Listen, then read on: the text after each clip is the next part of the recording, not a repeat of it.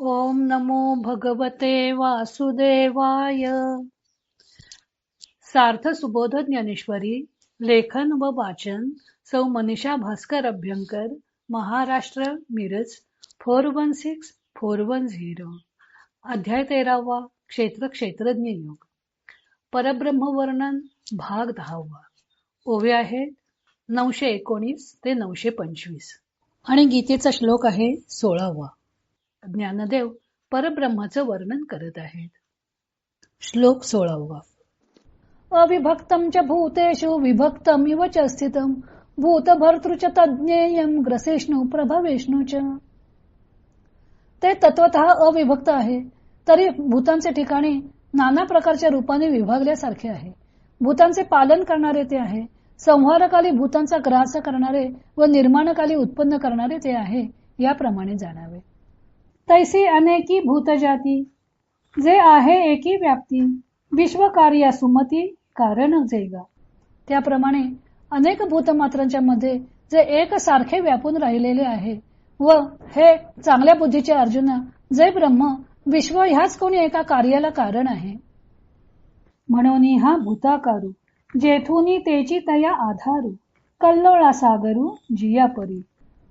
म्हणून ज्याप्रमाणे लाटा समुद्रापासून उत्पन्न होतात व त्या लाटांना जसा समुद्रच आधार असतो, त्याप्रमाणे ज्या ब्रह्मापासून हा भूताकार उत्पन्न होतो तेच ब्रह्म त्या भूताकाराला आधार आहे.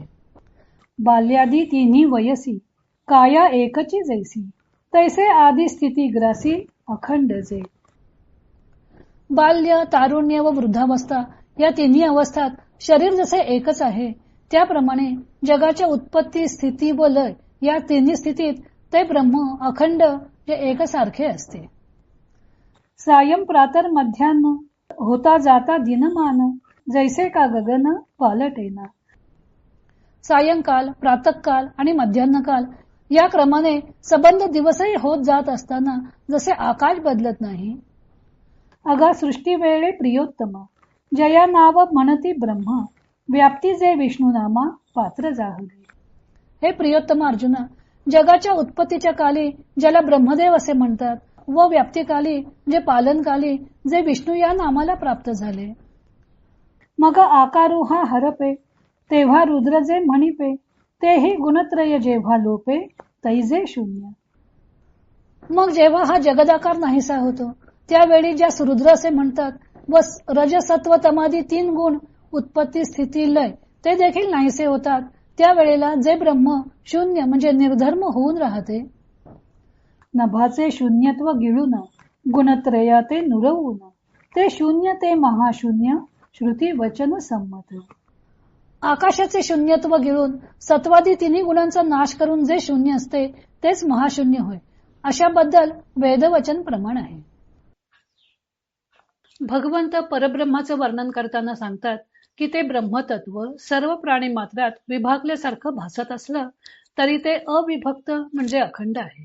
तेच भूतमात्रांचे धारण पोषणही करते व प्रलयही करते व पुन्हा भूतमात्रांची उत्पत्तीही करते. परब्रह्म आकाशाप्रमाणे निरवयव व सर्वव्यापी आहे, परंतु घटामठादींच्या उपाधीमुळे त्या आकाशाला जसं घटाकाश, मठाकाश अशी नावं मिळतात व ते आकाश परिच्छिन्न झाल्यासारखे भासते.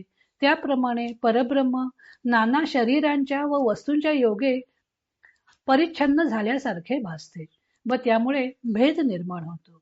2 जीवांमध्ये जीव आणि परब्रह्म यामध्ये, जीव व जगत यामध्ये भेद आहे असं वाटतं. श्लोकात परब्रह्म जगताची निर्मिती व प्रलय करणारे आहे असं म्हटलं आहे. त्याचं स्पष्टीकरण ज्ञानदेव करत आहेत. संपूर्ण विश्व अथवा जगत हे परब्रह्मापासून निर्माण झालेलं आहे, त्यामुळे परब्रह्म विश्व या कार्याचे कारण ठरते. ही गोष्ट ज्ञानदेव समुद्राच्या दृष्टांताने स्पष्ट करतात. समुद्रात लाटा निर्माण होतात म्हणजे लाटांच्या निर्मितीचे कारण समुद्र आहे. असंख्य लाटा समुद्रात उठत असतात म्हणून त्या लाटांमध्ये भेद आहे असं भासतं. काही लाटा उंच असतात, काही कमी उंचीच्या असतात. असा भेद जरी भासत असला तरी त्या सर्वांना पाणीच व्यापून असतं. तसंच परब्रह्मापासून भूतमात्रांची निर्मिती होते. नाना उपाधींच्या योगे त्या भूतमात्रांमध्ये भेद आहे असं वाटतं, पण त्या सर्व भूतमात्रांना एक परब्रह्मच व्यापून असतं. दुसरा दृष्टांत देतात शरीराचा. एकाच शरीरामध्ये बाल्य, तारुण्य व वृद्धावस्था क्रमाने येत असते. या तिन्ही अवस्थात शरीर एकच असतं. तेच सर्व अवस्थांना कारणीभूतही असतं व व्यापूनही असतं. तसेच परब्रह्म सर्व भूतसृष्टीला कारणीभूत आहे व तिला व्यापूनही आहे. परमात्माच सर्व भूतमात्रांचे कारण आहे. पण म्हणून परमात्मा भूतमात्र रूपाने परिणाम पावला आहे अशी शंका कोणी घेतली तर ती बरोबर नाही. कारण जे परिणाम पावते ते नाशिवंत असतं आणि परमात्मा तर अविनाशी आहे.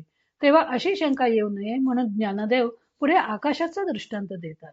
एकच आकाश सर्वांना व्यापून आहे, पण प्रातःकाळी, मध्यान्हकाळी आणि सायंकाळी आकाश वेगवेगळं भासतं.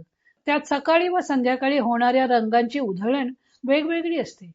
सकाळी रमणीय दिसणाऱ्या आकाशाकडे मध्यान्ही पाहताही येत नाही. पुन्हा ते संध्याकाळी रमणीय रूप धारण करते, तर रात्री अंधारानं व्यापतं. भिन्न भिन्न वेळी भिन्न भिन्न भासणारे आकाश एकच आहे, सर्व कालांना सारखंच व्यापून आहे. तसंच परब्रह्म सर्व जीवमात्रांना सारखंच व्यापून आहे. परब्रह्मच सर्व जगताला कारणीभूत आहे. तेच उत्पत्ती, स्थिती व लय करते. त्यावेळी त्याची नावे फक्त वेगवेगळी आहेत. उत्पत्तीकाली त्याला ब्रह्मदेव म्हणतात, स्थितीकाली त्याला विष्णू असं म्हणतात, तर लयकाली त्याला रुद्र असं म्हणतात. संपूर्ण विश्वाचा लय होतो, सर्व आकार हरपतात. ज्ञानदेव सांगतात की तेही गुणत्रय जेव्हा लोपे तै जे शून्य. 3 गुण सुद्धा जिथे नाहीसे होतात त्यावेळी ते ब्रह्म शून्य होऊन राहते. तिन्ही गुणांचा नाश करून जे शून्य असते तेच महाशून्य होय. येथे शून्य हा शब्द अभाव या अर्थानं वापरलेला नाही. त्रिगुणांची जेव्हा साम्यावस्था बिघडते त्यावेळीच सृष्टोत्पत्ती होते. लय होतो म्हणजे त्रिगुण पुन्हा साम्यावस्थेत येतात. त्यामुळे वेगळेपणे त्यांना अस्तित्व राहत नाही, अखंड एकरस होऊन जातात. कोणताही धर्म नाही असा निर्धर्म अर्थ व्यक्त करण्यासाठी येथे शून्य हा शब्द आलेला आहे. त्रिगुण साम्यावस्थेत आल्यावर महाकाश रूपी शून्य उरते. त्यालाही गिळून पुरुष प्रकृती हाही भेद मावळून जे अखंड एकरस असते ते महाशून्यत्वाने परब्रह्माने राहते, असं ज्ञानदेव वेदवचनाच्या आधाराने म्हणतात. ऋग्वेदामध्ये 10व्या मंडलात नासधेय सूक्त आलेलं आहे. या सूक्तात असं म्हटलं आहे की सृष्टीत्पत्तीपूर्वी जे होते त्याला सत असंही म्हणता येत नाही वा असत असंही म्हणता येत नाही. त्यावेळी आकाश, पाणी वगैरे पंचमहाभूतेही नव्हती असेही म्हणता येत नाही. वगैरे पंचमहाभूतेही नव्हती. त्यावेळी ते एकटेच स्वतःच्या शक्तीनं वायूशिवाय स्फुरत होते. पुढे आणखी भगवंतांनी परब्रह्माचं वर्णन केलेलं आहे. तो भाग आपण उद्या पाहू.